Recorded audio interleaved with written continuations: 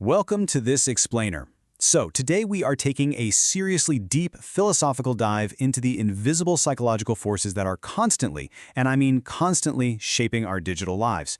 You know, we all absolutely love to believe that we're these fiercely independent thinkers. But the reality of how we actually interact with information online, well, it might just shock you.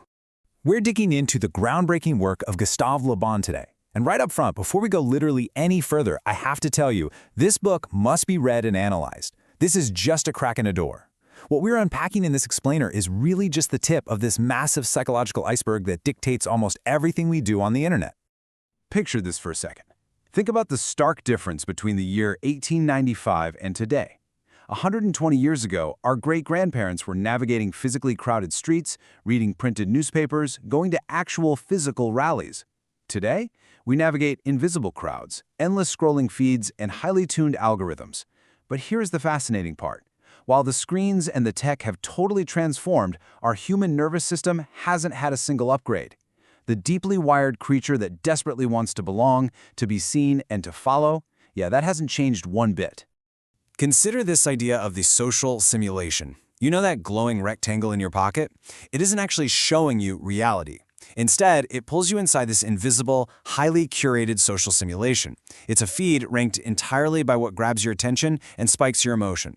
Inside this simulation, a whole restaurant is reduced to a simple star rating, and a complex, multidimensional human being is reduced to just a follower count.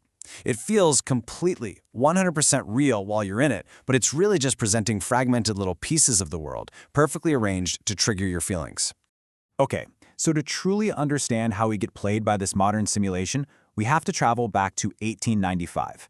That was the year the French polymath Gustave Le Bon published his masterwork, The Crowd, a study of the popular mind. Now, I know that sounds like ancient history, an era of top hats and telegraphs, right? But trust me, his insights are the absolute master key to unlocking how today's internet works. And here is exactly why.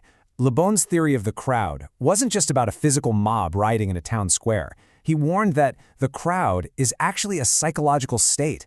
It's this wild state where your independent, rational mind gets completely absorbed and hijacked by a collective emotion. Once a person is inside any crowd, they literally stop thinking as an individual. They become highly suggestible, totally emotional, and intensely impulsive. So when that independent, critical mind vanishes, what takes its place? Well, the collective mind absolutely hates nuance and complexity. It despises the gray area. Instead, it demands absolute clarity and specific emotional triggers to lock onto. It wants a clear symbol to rally behind, a villain to totally despise, a hero to blindly worship, a catchy slogan to chant, and a very, very clear direction to march in. Watch how this descent into tribalism plays out on our screens literally every single day. Just think of the last bizarre Twitter war you witnessed. It almost always starts innocently enough, just a simple phrase. Give it a few days, and it mutates into an inside joke. Then, it morphs into a social signal to show everyone else what team you're on. And finally, it hardens into this strict, unbending test of loyalty. If you repeat the phrase, you belong. If you question it even a little, you're the enemy. And that right there is the true power of the trending words we see online. You see, a slogan is not designed to explain anything. It is designed to gather. A slogan takes massive, impossibly deep complexities, things like justice, or fear, or the global economy, and essentially zip files them into a highly portable phrase. It's built to fit perfectly into a caption, a quick comment, or right into the mouth of a digital mob. Through the endless, relentless repetition of these slogans, real complex problems quickly devolve into tribal battlefields. The intellectual, deeply important question of what is actually true gets totally erased. It gets replaced by a much blunter, far more demanding question, which side are you on? And make no mistake, that question doesn't invite thought. It demands absolute loyalty. So, why do we fall for this? Why are we so quick to just surrender our independent thought? The answer really lies in the deep allure of certainty. Look at our modern society. Everything feels horribly unstable, doesn't it?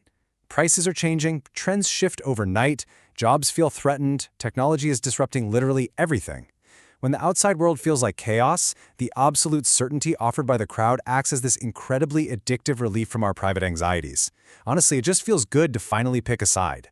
But the crowd doesn't usually recruit you with like a formal invitation in the mail. Today, this psychological manipulation usually takes the form of a meme. Think about it. Memes act as invisible commands. A meme is essentially just a tiny visual slogan, and it is incredibly effective because it totally bypasses your intellectual resistance by using the Trojan horse of humor. You think you're just chuckling at a joke on your feed, but you are actually absorbing a command. Because a meme relies on instant recognition, it doesn't bother asking for permission to enter your mind. It just sneaks in and invisibly instructs you. It teaches you who you're supposed to implicitly trust, what evidence you should just entirely dismiss, who you are supposed to hate, and exactly what phrases you need to start repeating. It is literally crowd psychology compressed into a single JPEG. This is where Le Bon's insights hit the absolute hardest. Individuals, when they're actually thinking clearly, require logic, they need proof, arguments, and context. But crowds operate on a totally different frequency. Crowds only need images, rhythm, and emotional direction. And what does the internet deliver to us at unprecedented lightning speed 24/7? Yep, images, rhythm, and emotional direction. And we feel the weight of this all the time, don't we? The pressure to conform isn't out there on a physical street anymore. It's the invisible audience. The room is everywhere. Your feed, the algorithm, the comment section, they all act as this invisible audience that you carry around in your pocket all day. And this audience is constantly, quietly training you to perform, to signal the right virtues, and to react the right way. And hey, this isn't just some abstract academic theory. It is a visceral physical reality. The crowd actually lives inside your body. You can physically feel this social simulation working on you. Actually, think about that sudden tightening in your chest, that knot in your stomach, when you type out a comment in a tense family group chat or on a public post, and you just hesitate before hitting send. You pause, wondering if your words or even your silence will be mistakenly seen as a betrayal by your tribe. So how do we spot when we're caught in one of these traps? Well, you don't recognize a crowd by counting its numbers. You recognize it by testing its boundaries. When a group can no longer tolerate a simple question being asked, when a phrase becomes this sacred, untouchable symbol, and when a simple disagreement feels like outright betrayal, yeah, that is when the crowd has successfully hijacked the mind.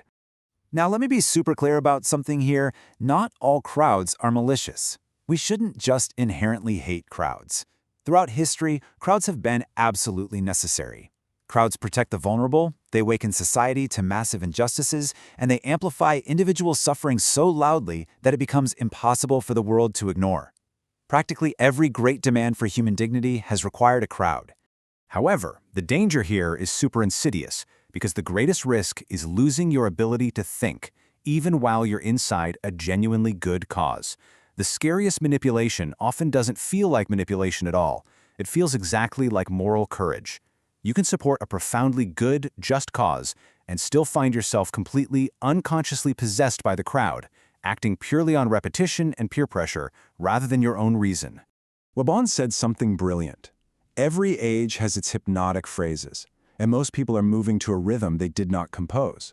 Look, we all love to pat ourselves on the back and believe our opinions are these private genius achievements, that we reason them into existence and we're totally immune to propaganda.